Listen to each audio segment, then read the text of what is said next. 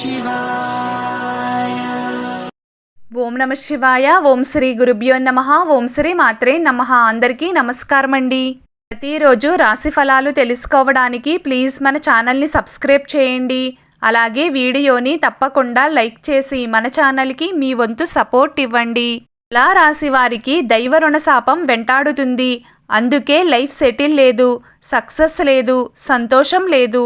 అయితే తులారాశి వారి యొక్క జాతకం ప్రకారం దైవ రుణ శాపం వల్ల వారు ఎదుర్కోబోయే సమస్యలు ఏమిటి?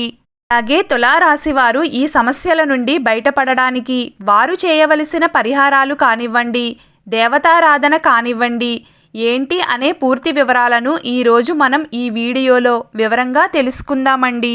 అంతకంటే ముందు ప్లీజ్ ఈ వీడియోకి చిన్న లైక్ చేసి అలాగే సబ్స్క్రైబ్ చేసి మీ వంతు సపోర్ట్ మన ఛానల్కి ఇవ్వండి.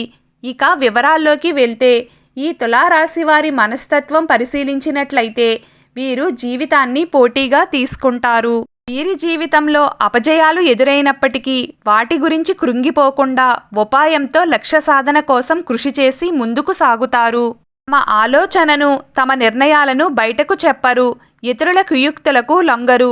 ఎత్తులకు పై ఎత్తులు వేయడంలో నేర్పును కలిగి ఉంటారు. మేధావులుగా గుర్తింపును పొందుతారు.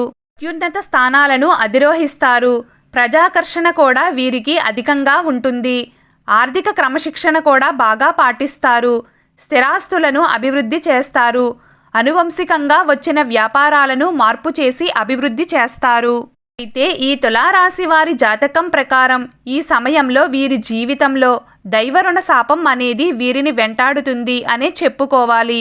అందుకే లైఫ్లో సెటిల్ అనేది ఉండదు, సక్సెస్ అనేది ఉండదు, సంతోషం అనేది కూడా ఉండదు.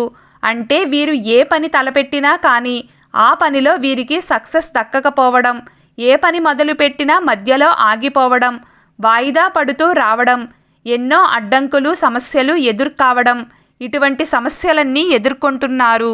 అలాగే ప్రశాంతత అనేది కూడా కరువైంది అనే చెప్పుకోవాలి. మీ పిల్లలు మీ మాట వినకపోవడం, మొండి వైఖరిని ప్రదర్శించడం, అలాగే మీ కార్యాలయంలో తోటి ఉద్యోగస్తులతో విభేదాలు రావడం, కుటుంబ సభ్యులతో విభేదాలు తలెత్తడం, భాగస్వామ్య వ్యాపారం చేస్తున్న వారికి భాగస్వాములతో విభేదాలు రావడం, ఇటువంటి ప్రతికూల అంశాలన్నీ కూడా ఈ దైవరుణ శాపం వల్ల వీరి జీవితంలో కనిపిస్తున్నాయి. అయితే ఈ దైవరుణ శాపం అనేది ఏ విధంగా ఉంటుందంటే, మీరు దేవుడికి ఏదైనా మొక్కులు మొక్కుకుని, అంటే మీరు ఏదైనా జరిగితే ఇది చేస్తాం అది చేస్తామని మొక్కులు మొక్కుకుని వాటిని తీర్చకుండా ఉండడం వల్ల ఆ దైవరుణ శాపం అనేది మిమ్మల్ని వెంటాడుతూ ఉంటుంది. అందుకే ఆలస్యం చేయకుండా మీరు మొక్కిన మొక్కుబడులు చెల్లించుకోవడం చాలా ముఖ్యం. ఎందుకంటే మొక్కుబడులు చేసి వాటిని చెల్లించకుండా ఉండడం కంటే మొక్కుకోకపోవడమే ఉత్తమం. కాబట్టి మొక్కుకున్నప్పుడు మాత్రం వాటిని ఖచ్చితంగా చెల్లించుకోవాలి. మీరు ఏవైతే మొక్కుబడులు భగవంతుని దగ్గర మొక్కుకున్నారో ఆ మొక్కుబడులు అన్నీ కూడా చెల్లించుకోవాలి. అదేవిధంగా కొన్ని పరిహారాలు కూడా పాటించవలసి ఉంటుంది. అయితే తులారాశి వారికి ఈ దైవరుణ శాపం వల్ల వీరికి కొన్ని ప్రతికూల అంశాలు అనేవి ఈ సమయంలో వారి యొక్క జాతకం ప్రకారం కనిపిస్తున్నాయి. వీరి ఉద్యోగ జీవితంలో మీరు చెయ్యని తప్పుకు మీరు శిక్ష అనుభవించవలసి పరిస్థితి రావచ్చు. మీ తోటి ఉద్యోగస్తులు మీ గురించి మీ పై అధికారుల దగ్గర నెగిటివ్గా చెప్పడానికి ప్రయత్నం చేయవచ్చు. అదేవిధంగా ఈ సమయంలో భాగస్వామ్య వ్యాపారం చేస్తున్నవారు ఎవరైతే ఉన్నారో భాగస్వాములతో విభేదాలు కారణంగా మీరు మీ వ్యాపారంపై దృష్టి పెట్టలేకపోవడం, ఈ విధంగా మీ వ్యాపారం కుంటిపడడం, ఇటువంటి పరిస్థితులు అన్నీ కూడా మీ జాతకం ప్రకారం ఈ సమయంలో దైవరుణ శాపం వల్ల కనిపిస్తున్నాయి. అయితే చాలామంది కెరియర్ విషయంలో వారు తీసుకునే నిర్ణయాలు ఏవైతే ఉన్నాయో వారికి ప్రతికూలంగా మారే పరిస్థితులు కనిపిస్తున్నాయి. వారు ఏ కార్యం తలపెట్టినా ఆ కార్యం సక్సెస్ కాదు. అంటే ఏ పని తలపెట్టినా దాంట్లో సక్సెస్ అనేది ఉండదు. కెరియర్ పరంగా వారు మంచి అవకాశాలు పొందలేకపోతారు. విదేశాలకు వెళ్ళాలని ఎన్నో రోజులుగా ప్రయత్నాలు చేస్తున్న వారికి కూడా ఏదో ఒక ఆటంకం రావడం, డబ్బు సమకూరకపోవడం, ఎన్నో సమస్యలు తలెత్తడం, ఇటువంటి ప్రతికూల అంశాలన్నీ వారి యొక్క జీవితంలో కనిపిస్తూ ఉంటాయి. అయితే ఈ దైవరుణ శాపం నుండి విముక్తి పొందడానికి మీరు మొక్కిన మొక్కుబడులు చెల్లించడంతో పాటు మీరు కొన్ని పరిహారాలు పాటించవలసి ఉంటుంది. ఇటువంటి పరిహారాలు పాటించడం వల్ల మీరు ఈ సమస్యల నుండి విముక్తి పొందుతారు.